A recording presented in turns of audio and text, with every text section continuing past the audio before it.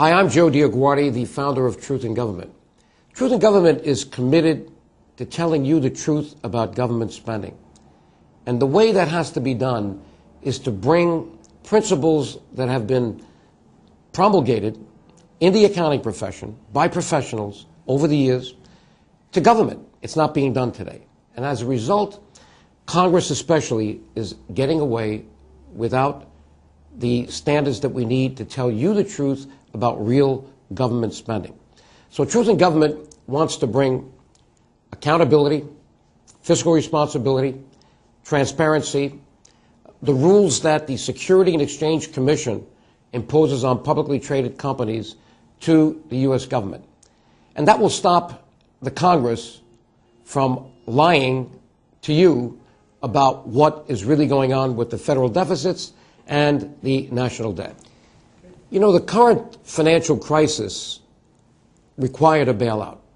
Many people didn't like it, depending upon how they saw their political philosophy. Some felt it was too much intervention by government in the private sector. But it's obvious that we needed to do something, because here we had the head of the Federal Reserve System, Mr. Bernanke himself, saying that based on what he saw, that we may have been 3 days away from the collapse of the entire economy here in the United States. And obviously, if this economy collapses, it becomes a worldwide issue. So let me go back for a minute on the history of these bailouts and why we needed them, because I may see something here that we haven't seen. But before I do that, let's go back to the major one in '75, because there's a thread here.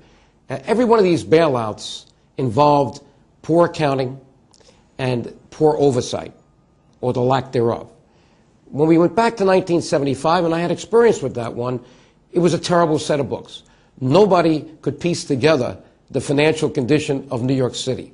And no one knew that they had these tax anticipation notes. Some were called BAMs, some were called RANs, some were called TANs. They had all kinds of acronyms for things that showed that they had the ability to collect taxes on buildings. But the buildings, when the auditors came in, we found out were abandoned. They would never collect these taxes. So here you had a terrible set of books. My old firm, Arthur Andersen, had to bring in some of the best people to put together a financial statement for New York City. And we took New York City off the Mickey Mouse cash basis they were on. And unfortunately, the United States government is still on that system. When you go to the next bailout, the savings and loan situation, why did that happen? Well, we had some very greedy people that were mortgaging commercial properties. Don't forget, these weren't houses, commercial properties. And they convinced the Congress, in order to cover up the extent to which they were doing it, to pass something called regulated accounting principles for these savings and loan organizations, so they can almost pick their own values for the assets. That was a formula for disaster, and it just continued the problem to the point where it couldn't be solved, and we had to have a massive government intervention that cost the taxpayers $500 billion. Now we come to today, and there are many other things I could have talked about that went wrong, but keeping on the track of the major problems, we have the crisis that was created by the mortgage industry, initially the banks, but then Fannie Mae and Freddie Mac, because they were created by Congress as quasi-public private entities to make sure that people get into home ownership. Well, when you look at what happened, is the accountants and the oversight didn't do their job. Accountants, not initially, because you had congressional oversight here, which looked the other way. We had the SEC chairman, and you saw him in front of the committee, the oversight committee, in effect deregulating to the point where you couldn't see what was happening. And then you had Congress actually allowing Fannie Mae and Freddie Mac to write billions of dollars of mortgages without the reserves that would be required if you were a regulated bank. So here you have this crisis in mortgages that was created by bad accounting or poor accounting and lack of oversight.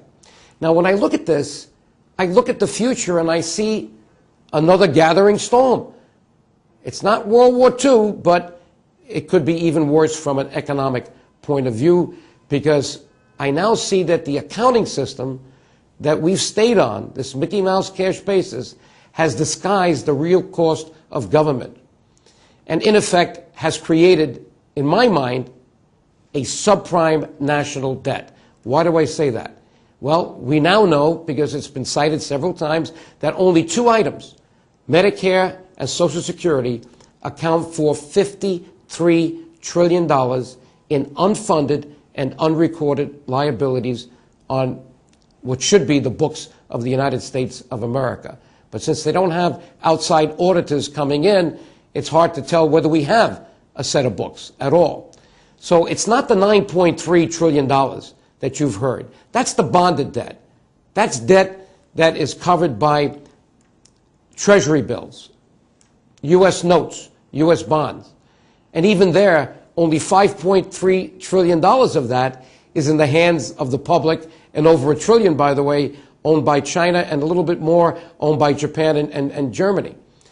But you've got $4 trillion that is not in the public hands, that are IOUs that we've put into Treasury bills, the Social Security Trust Fund, the Highway Trust Fund, and these amounts have been used for other things. You cannot get away with that if you were a publicly traded corporation, but that shell game was played. But worse than that $4 trillion that has to be replaced, we have this $53 trillion and more. So where is the collateral behind the national debt of the United States? Have we put on the next generation a huge tax? Is it possible that we are not in a position right now, or not in the near future, or in the distant future, to borrow the money to cover that? So there may not ever be a bailout of the United States of America. And this could become a huge unfair tax on the next generation. That's what Truth in Government is all about.